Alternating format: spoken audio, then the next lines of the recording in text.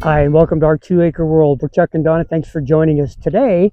We're going to talk about putting the garden to bed for the winter time. There's certain chores that we do and that Donna's got lined up she's going to share with you in order to prep the garden for spring.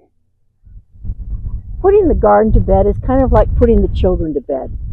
It doesn't all seem to get done at the same time. You do a little bit here and you wish you'd done it an hour ago, a month ago, but sometimes things happen, life happens. I don't have everything completely put to bed right now. I thought that this would be a good time in between stuff. Chuck is going to be putting in a couple more hoops for us. A total of 4 more hoops to be growing more things on. We have some tilling done. Chuck found a really great deal. Tell them about the deal you found on the shavings. Yeah, we had been over at a local ranch supply store. We were actually inside shopping for a couple of different things, and I asked about some shavings, and they said, yeah, we've got some outside.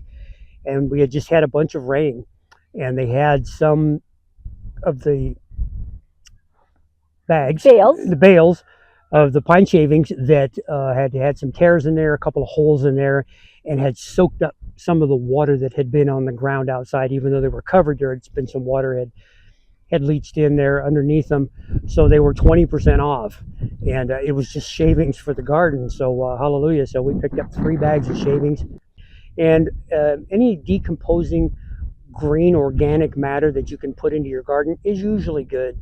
So I got, I don't know how many of the 10 cubic foot wheelbarrows full of leaves from our couple of trees. We don't have a lot of trees, we just have a couple few, but they're very, very large. So when they drop leaves in the fall and the beginning of winter, it's just a deluge.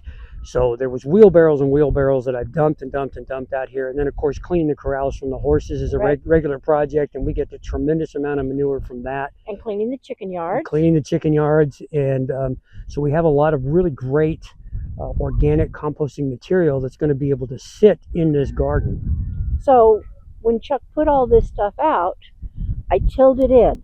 Now, a lot of people like no-till, and we have this little tiny tiller here that I can use, and its tines are not very long, so it's not going to disturb our electroculture. And I tilled the stuff in that he has put on, and then I will continue through the winter to add more manure, whatever else I can add onto the garden, and just let it sleep under the snow. The snow is going to do some incredible stuff. You see here that I've left the wheat, and the horses like to come out and they like to chew on the wheat, and I like in the middle of the cold in the winter that they have something green that they can eat. Yeah, because the wheat she's got planted will grow during the winter. It's a winter wheat. Actually. It is a winter wheat. It doesn't grow real well in the winter here, but when it gets closer to spring, I'll just tear out the rest of that.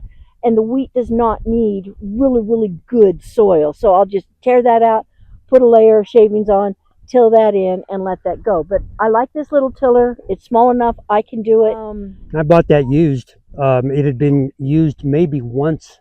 I think they said it had been used once or twice, but we went to pick it up, and the paint the paint was still on the tines. I mean, it was brand new, and it was probably half the price of buying a new one. And it is very small, for especially for the large garden that we have. We have a couple thousand square feet, and it's just a little 15-inch, I think. And the cut only goes down maybe 4 or 5 inches. Like Donna said, I've got the electroculture wires about 8 or 9 inches down into the ground, and we don't want to disturb those. I know a lot of people are no-till. Our friend Greg Eddles, who does the permaculture, you can check his video out here on our channel. I interviewed him. He does phenomenal growing. I mean, the amount of harvest that he gets out of his garden, and he's a firm believer in permaculture. And you know what? I am too. But I also don't have a problem with tilling.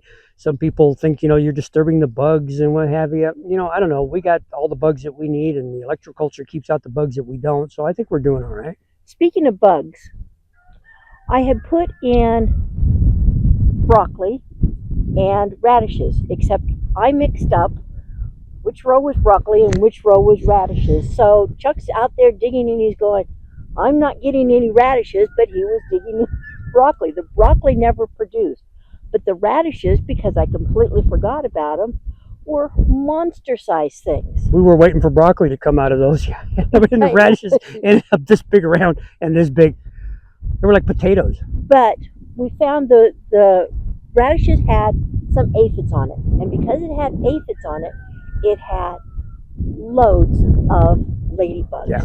Normally, I would have just dug that stuff up and tossed it because it was too big. I don't have a tripper shredder to shred it out to put it in the garden. It was just too big. It would take years to decompose. So I've taken all of those radishes, and they are around our baby trees. Our trees are just babies, and their roots are not really, really deep. So I'm trying to protect them from a harsh winter. Yeah, she put them stems and all, leaves, everything, and just wrapped them around. Not just the fruit itself, not just the vegetables. And all the ladybugs on it. And all the ladybugs on it over there so too. So hopefully come spring, the ladybugs will lay their eggs, and and it's amazing what lives in this weather. Today it's beautiful. You can see it's crystal clear blue skies. It's pretty chilly. It's a little breezy.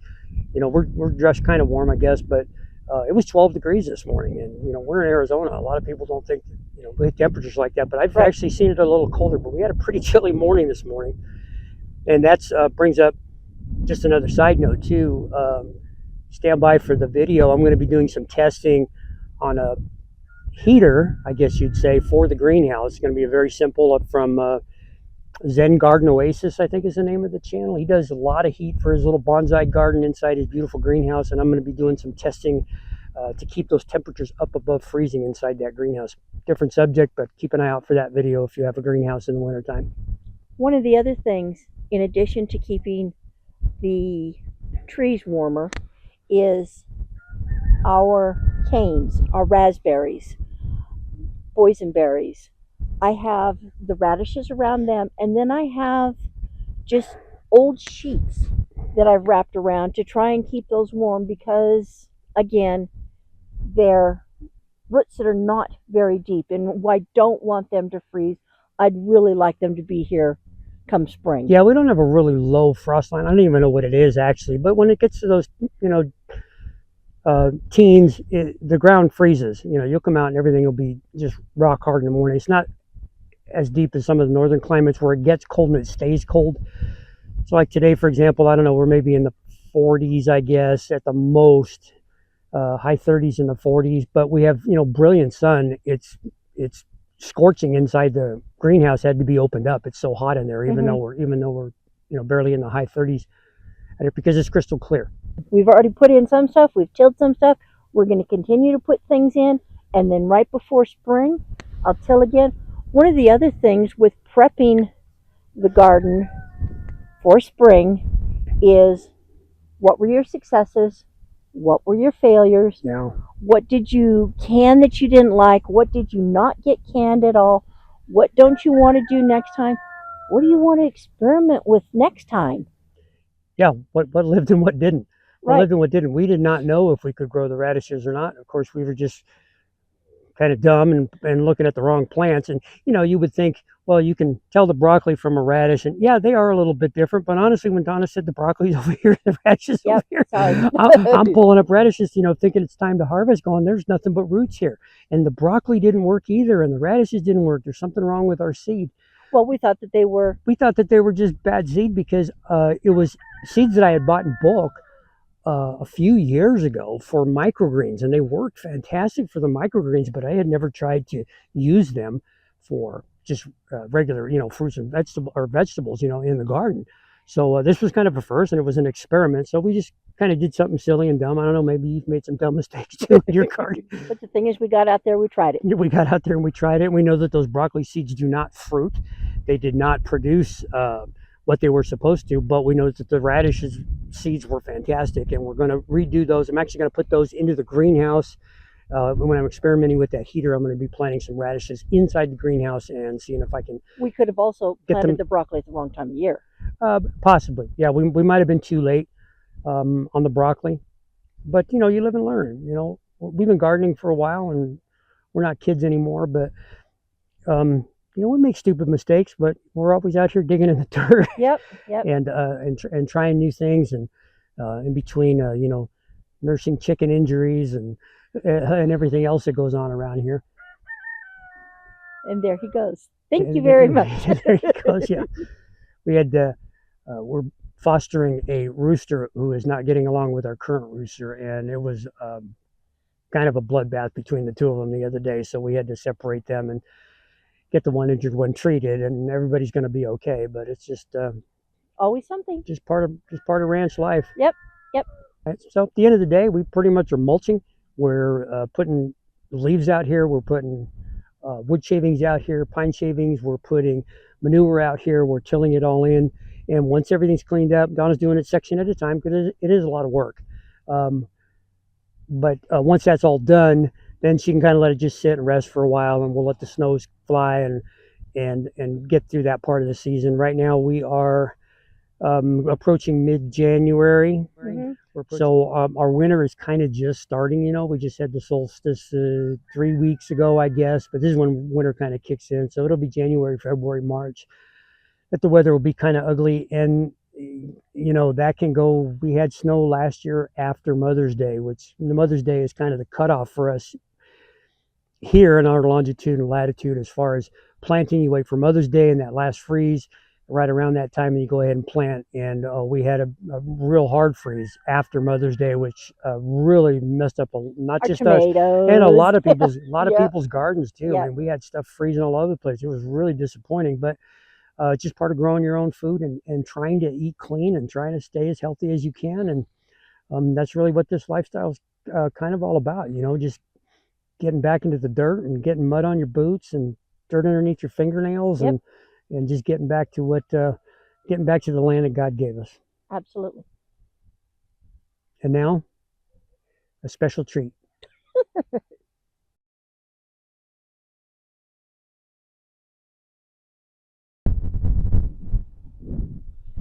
Good Night Garden, poem by Donna.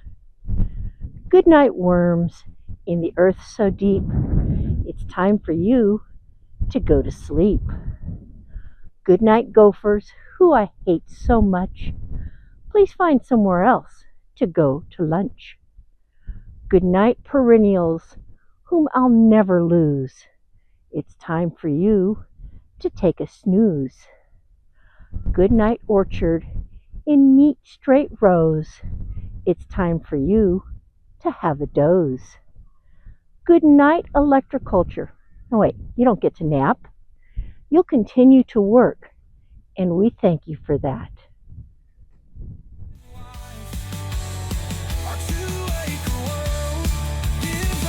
A simple life.